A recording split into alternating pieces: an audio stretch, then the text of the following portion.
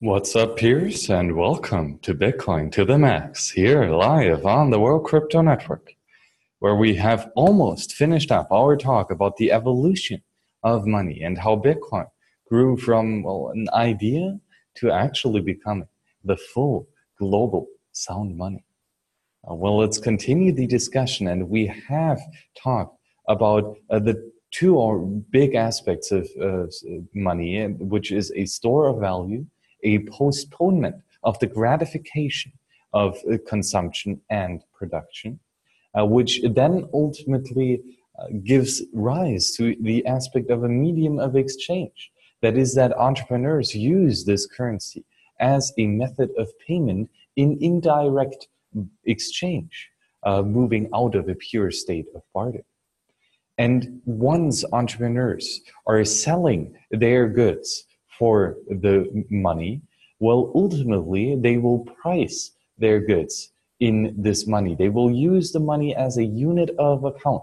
They will no longer say that Bob will give up 10 berries for one of Alice's apple.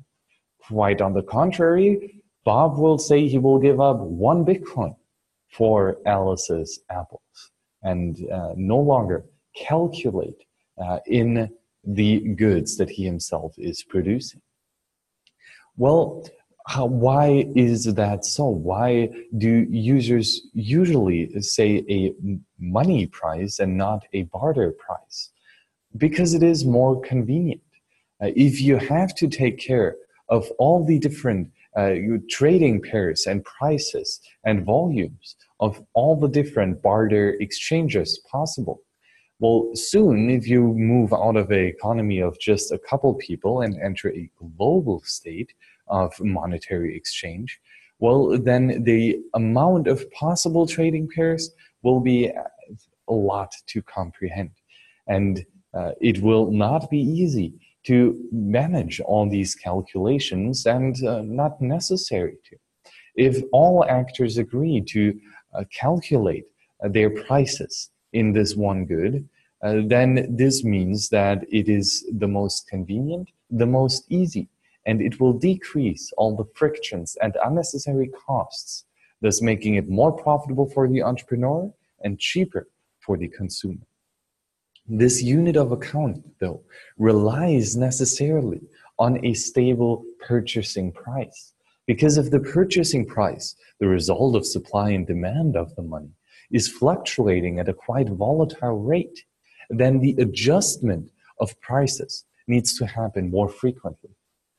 So, for example, if 1 Bitcoin is worth a small little car on day 1 and a huge villa on day 2, then the purchasing power has shifted and the entrepreneurs have to adjust their selling prices. They will have to push it downwards because users will no longer be willing to pay 1 Bitcoin for the small car if they have the opportunity of buying an entire large villa with the same 1 Bitcoin. So the car will have to adjust its price downwards to, for example, 0.1 Bitcoin.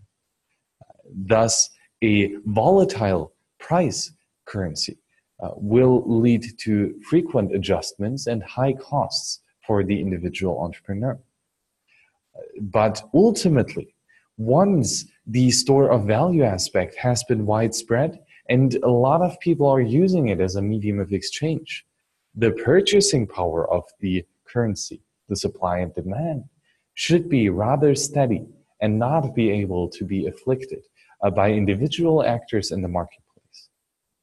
So as Bitcoin is continuing to grow, the store of value aspect will increase in utility, the medium of exchange aspect will increase in utility, and thus the purchasing power of Bitcoin will theoretically rise and ultimately reach a point of stability. And at this point, Bitcoin is truly a usable unit of account with a lot of ease and a lot of removing of uneasiness that it does provide to entrepreneurs and individual actors. Thank you very much for joining me here today on the World Crypto Network for the show Bitcoin to the max, which is brought to you by you, my peers on the World Crypto Network. For early access, you give up a few Satoshis in donations, either on patreon.com/WCN or on teleco.in/HillebrandMax. Thank you very much for joining me today, and see you on the next show. Bye-bye.